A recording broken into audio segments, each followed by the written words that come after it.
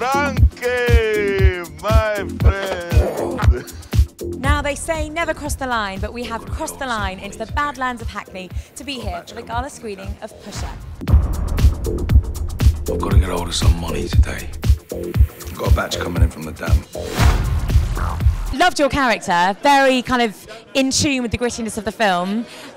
Did you mind sort of not playing the heroine? Yeah. That's what I'm trying to... Do you mind looking revolting? I actually loved it. I really love it because, yeah, you don't get that much chance to play those types of roles young.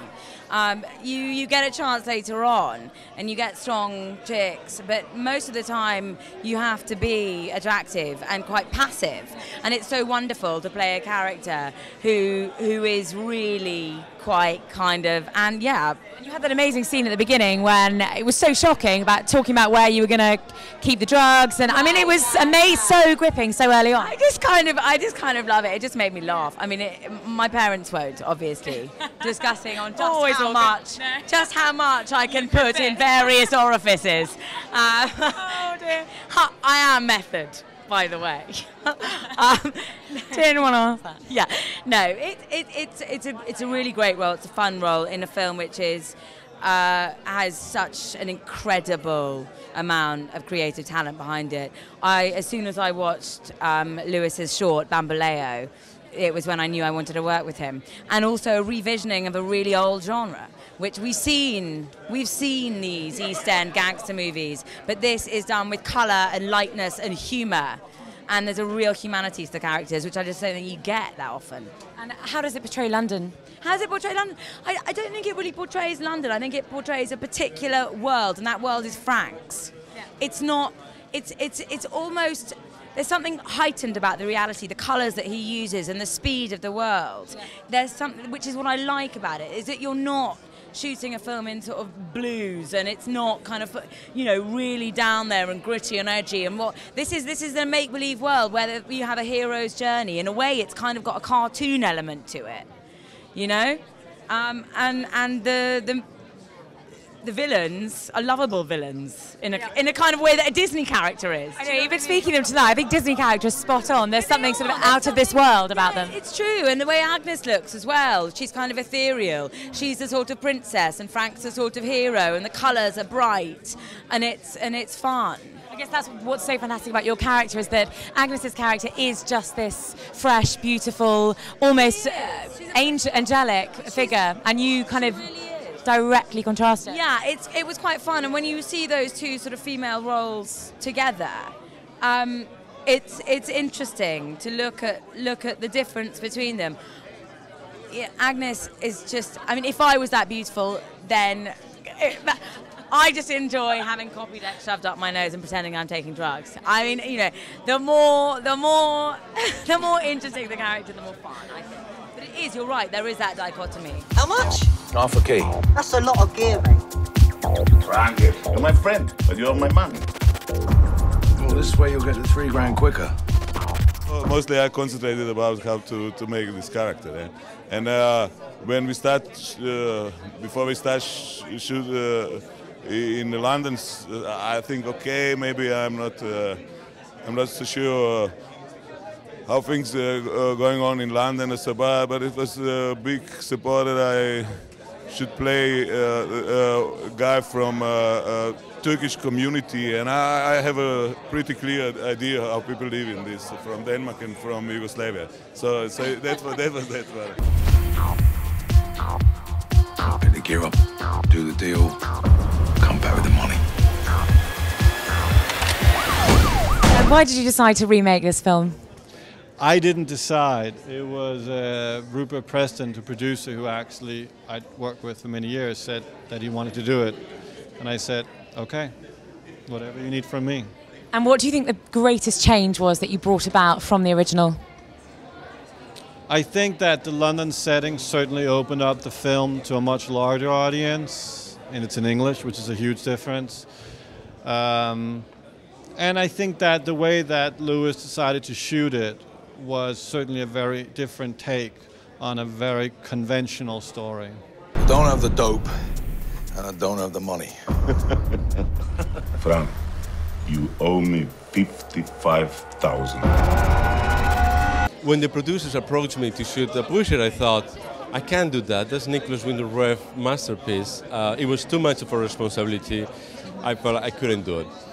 Then they say, listen, you know what? We actually have Nicolas Winding Refn as executive producer in the film, and we want to make an adaptation of the film today in London. Why don't you read the script? So I read the script. The script was fantastic. I've seen Pusher when it came out 15 years early, but I just had a big memory. So I said, listen, if you let me direct what is written, I'll do it, but I'll make my film. I'll make this adaptation thinking, and this is my film. I'm not making a remake. That's what everyone wanted to do. And I just went for it, feeling that it was a lot of responsibility, but the material was so good that I couldn't renounce to it. And obviously having Nicolas, an executive producer, it was a blessing. So. Yeah, absolutely, the material was. How about London? What did shooting in London add to the film? Well, London is a fantastic city, and the idea of making Pusher in London today just felt this is the right place to make this film. London is hip, exciting, full of clubs. That's where cocaine, drugs today are being sold. It was the right place to do it. So you could say maybe this is the first post-Olympic film in all the sense. This was the right place to do it at the right time. Yeah, everything ties in with the Olympics, doesn't it? And this truly does. Now the tagline, never cross the line. What does that mean to you? Well, what it really means is that, you can play in life with everything. Everyone plays. But there is a point where when you cross that line, you're just going downhill. And that's basically the joyride of our protagonist, that at some point is not anymore a joyride, but rather kind of like a nightmare ride. So this film is a big roller coaster with its ups and its downs. It's an action thriller where the ride gets kind of painful at times. And we see him crash at the end, don't we? We do see him crash at the end, but thanks to the amazing relationship between both protagonists, the role played by Richard Coyle and Agyness Deyn is so incredible, the relationship, the love story in the film, that even if there is a big crash at the end, you're kind of left with some hope, like, okay, maybe this is not the end, maybe there is something good out of all this.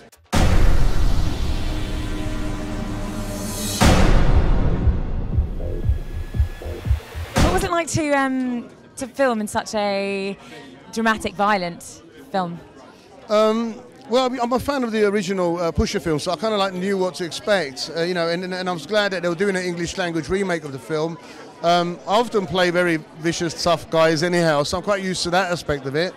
But what was quite challenging with this role is that the character was very multi-layered, and it was about the tenderness of his character more than the actual violence, beneath the kind of veneer of. So do you think there were layers to your character, layers of tenderness, kind of underneath the exterior? Yeah, very much so, because Hakan is very much a victim of circumstance, and he could identify with Frank's situation, and he had a lot of empathy and understanding of Frank's situation. So he tried to guide him in the right way and say, come on, pay Milo up, blah, blah, blah. I suppose one of the most harrowing scenes in the film was when you were in the old man's shop, and it was you really that drove that guy to commit suicide.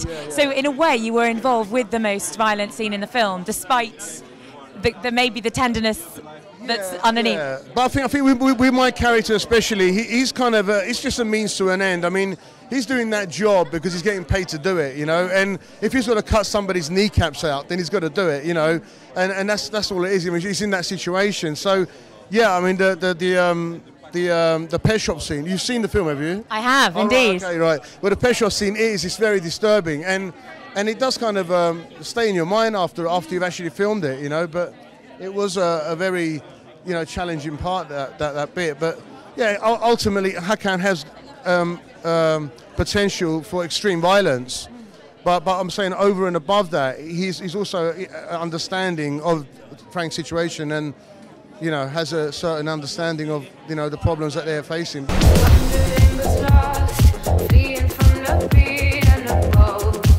I just need 2 days. 2 days.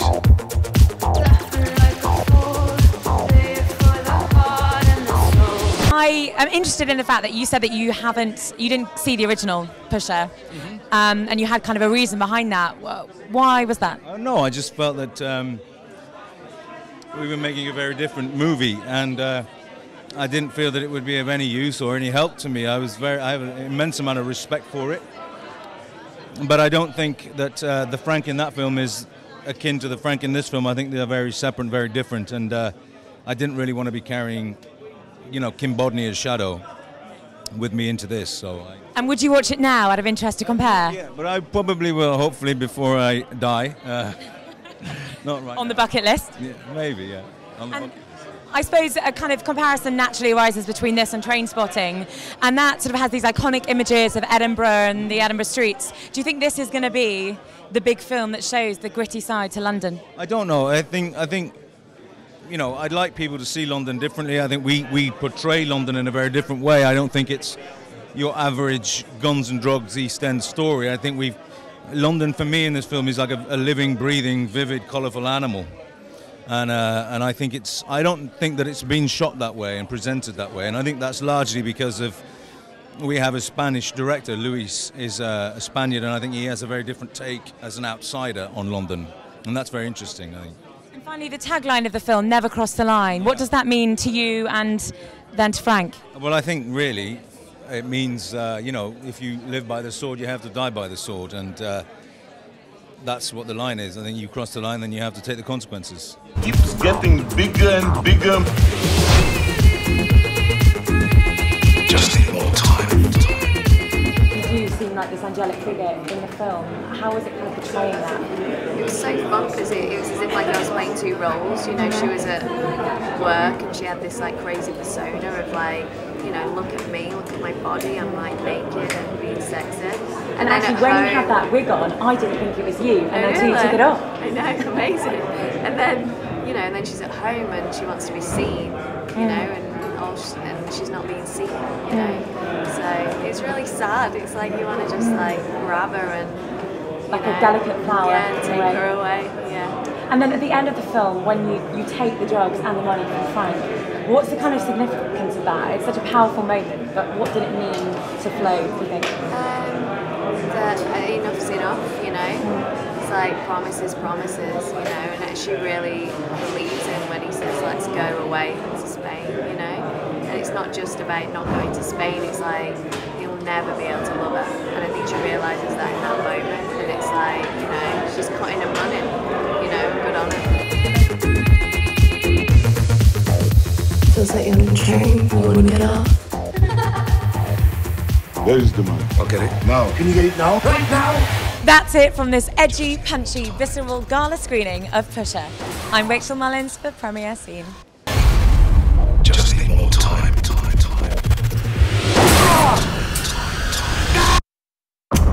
Time's up.